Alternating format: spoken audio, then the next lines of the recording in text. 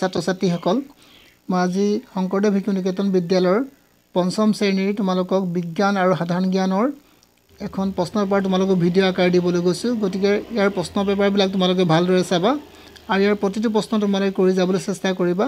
এই পৰীক্ষাত যদি এইবিলাক তোমালোকে কৰি যোৱা তেনে তোমালোকে পৰীক্ষাত নিশ্চয় ভাল নম্বৰ পাবলৈ সক্ষম হ'বা আৰু যদি তোমালোকে ইয়াৰ উত্তৰবিলাক কৰিবলৈ সক্ষম হোৱা গতিকে তোমালোকে মোক কমেণ্টত জনাবা মই তোমালোক নেক্সট ভিডিঅ'ত ইয়াৰ উত্তৰবিলাকো কৰাই দিম গতিকে প্ৰশ্ন মই তোমালোকক এক নম্বৰ প্ৰশ্নকেইটা পঢ়ি দিছোঁ তোমালোকে এবাৰ ভালকৈ চাই ল'বা এজন প্ৰাপ্তবয়স্ক ব্যক্তিৰ মুঠতে কিমানটা দাঁত থাকে মনত ৰাখিবা এজন প্ৰাপ্তবয়স্ক ব্যক্তিৰ মুঠতে আমি কেইটা দাঁত থাকে সকলোৱে জানো 32টা দাঁত থাকে আমাৰ মগজটোক কিহে ৰক্ষণাবেক্ষণ দিয়ে আমাৰ মগজক কোনে ৰক্ষণাবেক্ষণ দিয়ে মতে লাও খোলাই আমাৰ মগজটোক কিছে ৰক্ষণাবেক্ষণ দিয়ে এটা খৰ্গীয় গড় ক'ত পোৱা যায় এটা খৰ্গ থকা গড় ক'ত পোৱা যায় আমি সকলোৱে জানো অসমত পোৱা যায় ইয়াৰ পিছত তোমালোক ঘ নম্বৰ প্ৰশ্ন দিছে ভেকুলীৰ জীৱনৰ প্ৰথম দশাটো কি মনত ৰাখিবা ভেকুলীৰ প্ৰথম জীৱনৰ দশাটো হৈছে তোমালোকে ওলালো কি সাধাৰণতে ব্যৱহাৰ হোৱা এবিধ কয়লা এবিধৰ নাম লিখিব কৈছে কয়লা এবিধৰ নাম লিখিব কৈছে মনত ৰাখিবা সাধাৰণতে ব্যৱহাৰ হোৱা এবিধ কয়লা এবিধৰ নাম হৈছে বিটুমিনাছ কয়লা উদ্ভিদে খাদ্য প্ৰস্তুত কৰিবলৈ ব্যৱহাৰ কৰা গেছবিধৰ নাম কি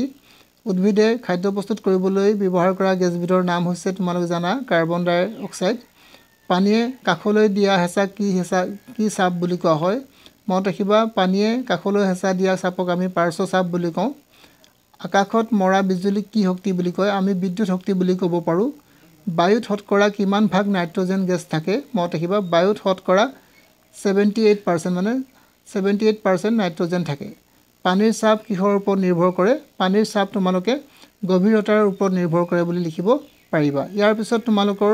2 নম্বৰ প্ৰশ্নবোৰ চাবা 2 নম্বৰ প্ৰশ্নবিলাক মই তোমালোকক কৈ নিদিওঁ তোমালোকে নিজে কৰিবা মানুহৰ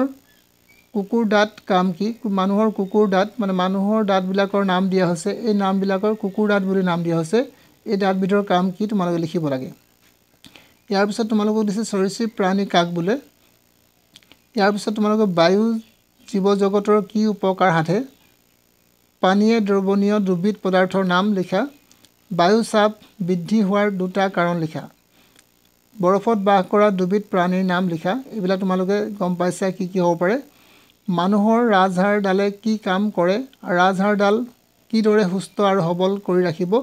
পাৰি লিখা মাছে কিহেৰে উশাহ নিশাহ লয় বুজাই লিখা মাছেৰে কিহেৰে উশাহ নিশাহ লয় বিশাল শিলবোৰ ভাঙি কিদৰে বালিত পৰিণত হয় বৰ্ণনা কৰা পানীয়ে যে চাপ দিয়ে এটা উদাহৰণ হয় বুজাই লিখা ইয়াৰ পিছত তোমালোকৰ 7 নম্বৰ প্ৰশ্নটো মন কৰিবা কাৰণ দৰ্শোৱা মৰুভূমিত থকা উদ্ভিদৰ গাত কাঁইট থাকে মৰুভূমিত থকা উদ্ভিদৰ গাত কিয় কাঁইট থাকে এই কথাষাৰ তোমালোকক লিখিবলৈ কৈছে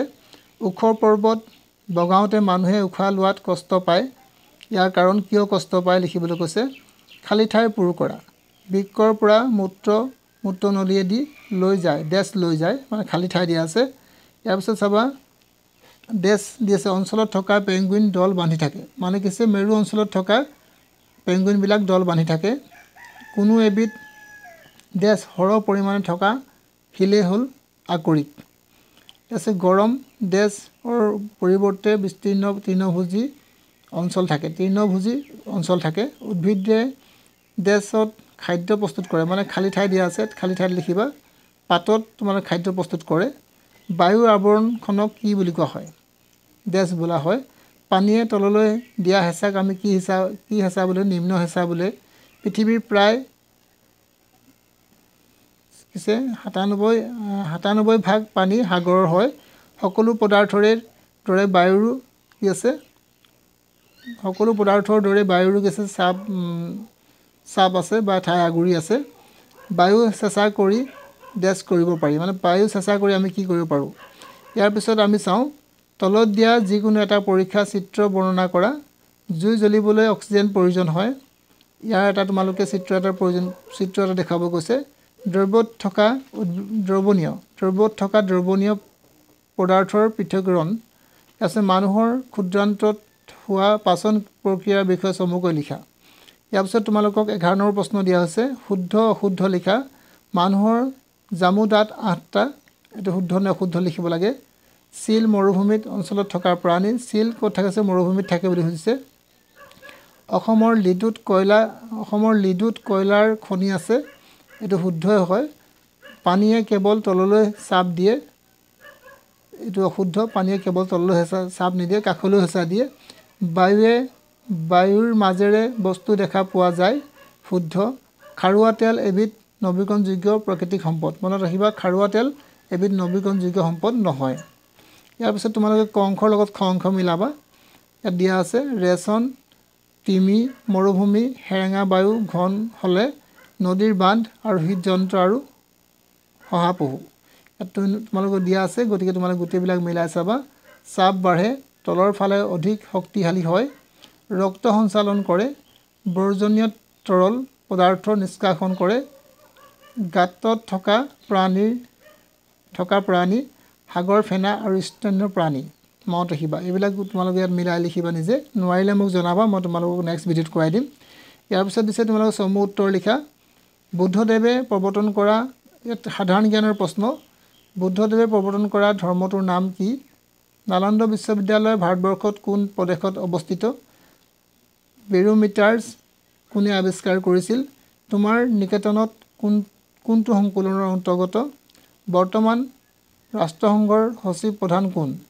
ইয়াৰ পিছত দিছে তামিলনাডু আৰু মেঘালয়ৰ একোখনকৈ স্বাস্থ্যকৰ ঠাইৰ নাম লিখা ইয়াৰ পিছত দিছে কোনগৰাকী অসমীয়া খেলুৱৈ 2021 বৰ্ষত ধ্যান চাঁদ বঁটা লাভ কৰিছিল ইয়াৰ পিছত তোমালোকক দিছে 16 নম্বৰ প্ৰশ্ন দেশৰ বাবে যুদ্ধত অসাধাৰণ বীৰত্ব প্ৰদান কৰাৰ বাবে প্ৰদান কৰা দুটা ৰাষ্ট্ৰীয় পুৰস্কাৰৰ নাম লিখা পৃথিৱীৰ ভিতৰত আটাইতকৈ সৰু দেশ আৰু আটাইতকৈ ডাঙৰ মৰুভূমিখনৰ নাম লিখা ইয়াৰ পিছত দিছে পঞ্চতন্ত্ৰ আৰু অৰ্থশাস্ত্ৰ গ্ৰন্থ দুখনৰ ৰচয়িতাৰ নাম লিখা ইয়াৰ পিছত তোমালোকক ক অংশৰ লগত খ অংশ মিলাবলৈ কৈছে ইয়াত দিছে শিল্পী দিৱস আন্তঃৰাষ্ট্ৰীয় নাৰী দিৱস বিশ্ব পৰিৱেশ দিৱস অসম দিৱস আৰু বিশ্ব যোগ দিৱস কোনবিলাক তোমালোকে মিলাবা শিল্পী দিৱস কেতিয়া পালন কৰা হয় মনত ৰাখিবা তাৰপিছত বিশ্ব পৰিৱেশ তোমালোকে এটা মিলাই যাবা বিশ্ব যোগ দিৱস তোমালোকৰ 21 জুন তাৰিখে তোমালোকৰ পালন কৰা হয় অসম দিৱস তোমালোকৰ 2 ডিচেম্বৰ তাৰিখে পালন কৰা হয় বিশ্ব পৰিৱেশ দিৱস তোমালোকৰ 5 জুন তাৰিখে ব্যৱহাৰ কৰা হয় আৰু তোমালোকৰ থাকিলে কিমান আন্তঃৰাষ্ট্ৰীয় নাৰী দিৱস তোমালোকৰ 8 মাৰ্চত পালন কৰা হয় আৰু শিল্পী দিৱস তোমালোকৰ 17 জানুৱাৰীত পালন কৰা হয় এইখিনি আছিল তোমালোকৰ 1 নম্বৰ প্ৰশ্ন আৰু 2 নম্বৰ প্ৰশ্ন ক অংশৰ লগত খ অংশ মিলাই লিখা এইখিনি আছিল আৰু ইয়াৰ পিছত আৰু তোমালোকৰ প্ৰশ্ন নাই যদি তোমালোকে এই প্ৰশ্ন উত্তৰবিলাক তোমালোকক লাগে বা তোমালোকে বুজি পোৱা নাই তেতিয়া তোমালোকে মোক কমেণ্টত জনাবা মই তোমালোকক নেক্সট ভিডিঅ'ত এইবিলাক কৰাই দিব চেষ্টা কৰিম আৰু যদি তোমালোকে নিজে বুজি পাইছা তোমালোকে নিজে এবাৰ প্ৰশ্নবোৰ চাই কৰিব চেষ্টা কৰিবা তেতিয়া তোমালোকে পৰীক্ষাটো ভাল নম্বৰ আনিবলৈ সক্ষম হ'বা আজিলৈ মই তোমালোকক ইমানতে এৰিছোঁ নেক্সট ভিডিঅ'ত আকৌ লগ পাম